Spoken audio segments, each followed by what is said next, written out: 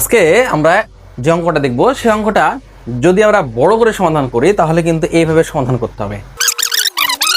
কারণ প্রশ্নে বলে দেওয়া হয়েছে x minus Y equal to 2, X Y 24 এবং x এর মান কত।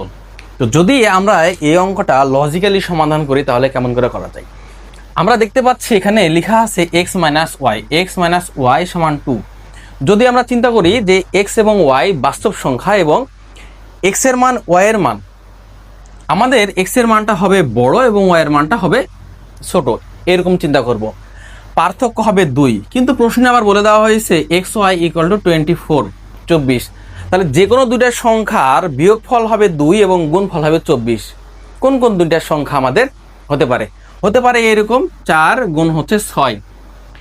তাহলে আমাদের এই যে 6 এবং 4 গুণফল, 6 থেকে যদি আমরা 4 বিয়োগ করি, 6 থেকে যদি আমরা 4 বিয়োগ করি তাহলে রেজাল্টটা কত আসছে 2, যেটা আমাদের এই শর্তের সঙ্গে মিলে গেছে। এবং যদি 6 এর সঙ্গে 4 গুণ করি তাহলে রেজাল্ট আসে কত 24, যেটা আমাদের এই সংখ্যার সঙ্গে মিলে গেছে। তাহলে আমরা বলতে পারি যে এই x হচ্ছে বড় সংখ্যা 6, y হচ্ছে ছোট সংখ্যা 4।